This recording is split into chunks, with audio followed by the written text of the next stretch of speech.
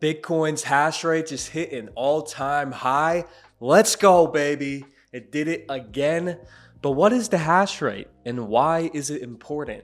You may have heard of this hash rate before and seen the chart of it going up, but maybe you don't know what it means. For a long time, I didn't really know what the hash rate was because I never looked into it. It sounded confusing, but it's really not that confusing.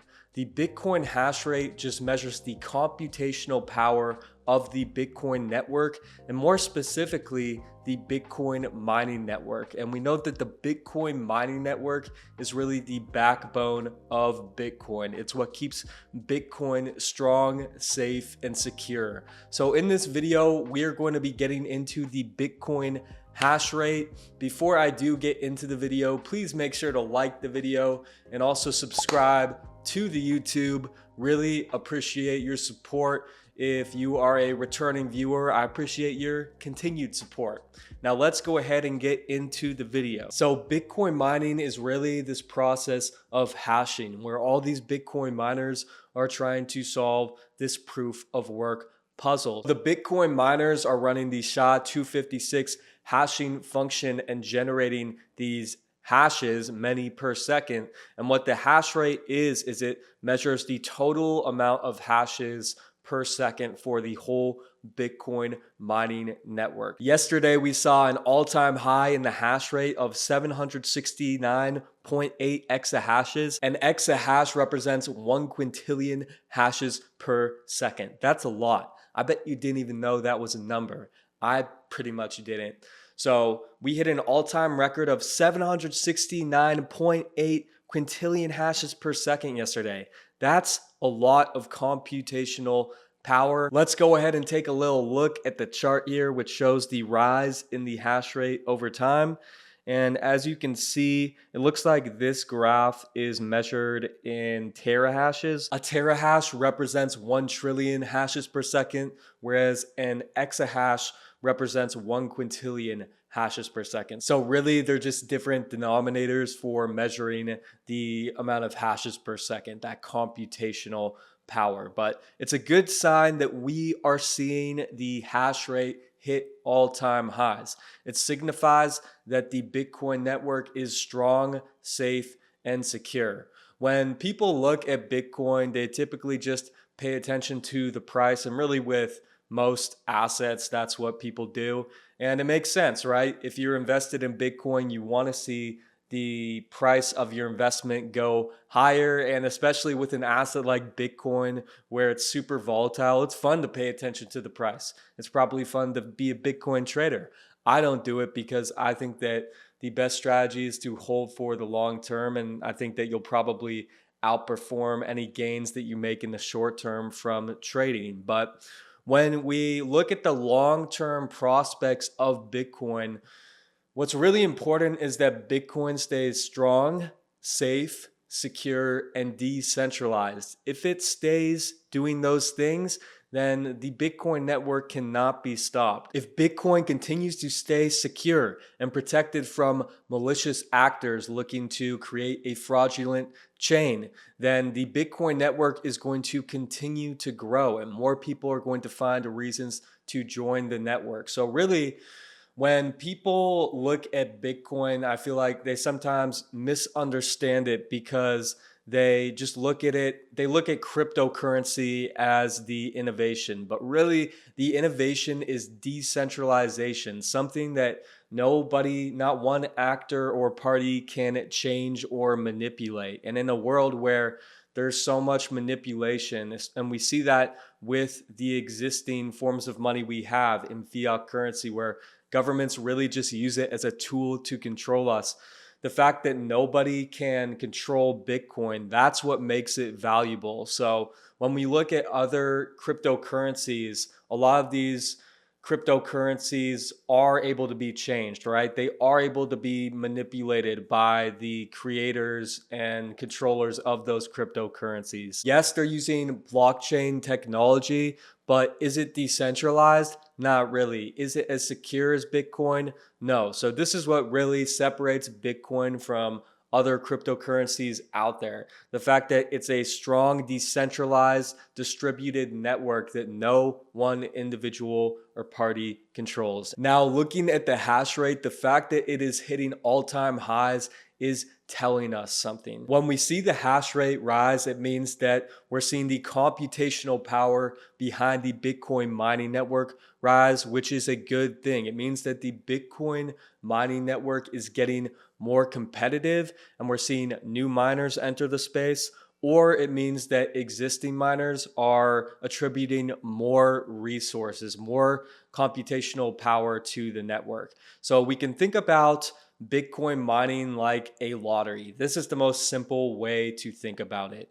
And we can think of computational power as the lottery tickets. The more computational power a miner or a pool of miners contributes to Bitcoin mining, the higher the likelihood that they are going to win the block reward. So computational power or hashes are kind of like lottery tickets. And the more power you contribute to the mining network, to the process of mining, the higher the likelihood that you are going to win that block reward, that you are going to earn that Bitcoin. So when the hash rate is rising and reaching all-time highs, that means that we're seeing more and more computational power attributed to the network, and the lottery is growing. We can think about it like those Mega Millions lotteries where the jackpot gets up to billions of dollars, right? Now, the higher the hash rate goes, the more competitive it is for Bitcoin miners and the more costly. If we look at a lottery, if you're in a lottery with 20 people, your odds of winning are going to be a lot higher. But if you're in a lottery where there's millions and millions of tickets, then you're probably not going to win. So the higher the hash rate goes, the harder it is for miners to earn that block reward. This period after the halving where the block reward gets cut in half, and this period between the halving and the big price run-ups we typically see 6 to 18 months after the halving can be a tough period for Bitcoin miners because they're receiving less Bitcoin for their efforts as the block reward gets cut in half, and they aren't seeing a higher price to compensate for the fact that they're not earning the block reward as much. The fact that we're still seeing Bitcoin miners heavily invested in the network, contributing a lot of energy, taking those costs in and eating those costs. This tells me that Bitcoin miners trust in the network and that they do believe that the network is going to continue to grow and we are going to see that price increase and it will compensate them for their efforts. Because right now it's tough, right? If we had the halving and we're still at the same price and you just saw your profits get potentially cut in half, right? If you're earning the same amount of blocks, but you're getting half the amount of Bitcoin for that, then it's very tough, right? During this period, we do typically see Bitcoin miners shut down because it's just too costly. They aren't seeing a good profit margin. And typically when the Bitcoin price is rising, this incentivizes new Bitcoin miners to come into the space, right? Because they see the potential rewards. They think, hey, if I start Bitcoin mining and I win the block reward or I win it with a pool of other miners, I could make a lot of money. So when the Bitcoin price is rising, that's when we typically see the hash rate rise as more miners come into the space. But when the Bitcoin price is stagnant or the Bitcoin price is falling, that's when we see the hash rate come down sometimes as Bitcoin miners don't see it as a profitable business and they shut down their Bitcoin miners for a period of time. But the fact that we really haven't seen the price going up that much, but we're seeing the hash rate rise to new all-time highs tells me that people really believe in the Bitcoin network and they believe that we are going to see that large price increase to compensate them for their efforts. When we look at the history of the Bitcoin network, when Bitcoin started, the hash rate was very small. There weren't that many people invested in Bitcoin, not that many people knew about it, and there weren't that many people mining Bitcoin. When the Bitcoin network was small, it would have been a lot easier for a government or a large entity to come in and control over 50% of the computational power of the network, right? Because there weren't as many people mining Bitcoin. But governments really didn't know that much about Bitcoin, and they didn't really perceive it as a threat at the time because it was at such a low price and it wasn't as talked about. But now Bitcoin has grown into this beast that really can't be stopped. I don't think it's really possible for a government or large entity to control over 50% of the computational power. And this is the way that Bitcoin could be corrupted. If an entity were able to control over 50% of the computational power of the network, then this would mean they have a higher probability of solving the next block than the rest of the Bitcoin mining network. And this could potentially allow them to create a fraudulent chain, right? Where they're able to do a double spend attack. So sometimes with the Bitcoin blockchain, we see it branch off into two separate chains. So if an entity controlled over 50% of the computational power, they could create a private chain. They could spend a transaction on the public chain. If their private fraudulent chain is longer than the public chain, then they could publish it to the network and it could be accepted as the valid chain. This would mean that they spent the Bitcoin once on the chain that got discontinued, and then they spent it again on their new fraudulent chain that got accepted as the chain to be continued for the Bitcoin network. So this would basically mean that the first person who received that transaction would not have the Bitcoin, and this would reduce the trust in the Bitcoin network. If we saw a double spend attack where the same Bitcoin was spent twice, this would mean that a lot of people would probably lose trust and lose faith in the network. And that's really what Bitcoin is operating on, and that it is immutable and that it is trusted and decentralized. So it's really important that no one actor gains control over 50% of the mining network. That means that the network really isn't decentralized. But the fact that the Bitcoin network is so large now and we're seeing these high of hash rates means that it's near impossible for any one party or group to gain control like that.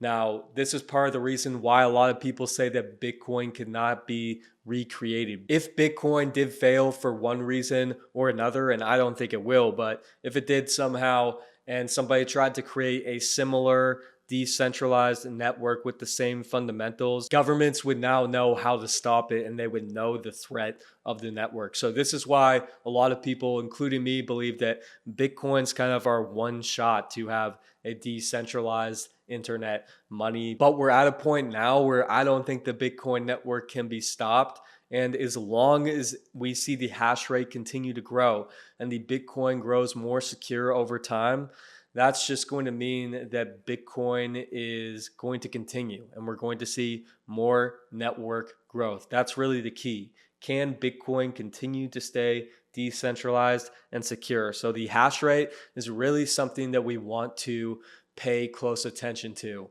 If we saw the hash rate drop significantly, then that would be a red flag to us as Bitcoin investors and members of the network. So although we want to pay attention to things like price, supply, and demand, we also need to pay attention to the Bitcoin mining network and make sure that this atmosphere, this environment continues to stay healthy. Really awesome news to see the hash rate hitting all-time highs, and I think this could be a precursor to a higher Bitcoin price. We have this election coming up in just over 10 days, and who knows, depending on the outcome of this election and other events over the next couple of months, I think it's likely that we are going to see Bitcoin's price head higher, which I'm excited about. That wraps it up for this video. If you didn't like and subscribe, please make sure to do that now. Thanks for watching. I'll be back soon.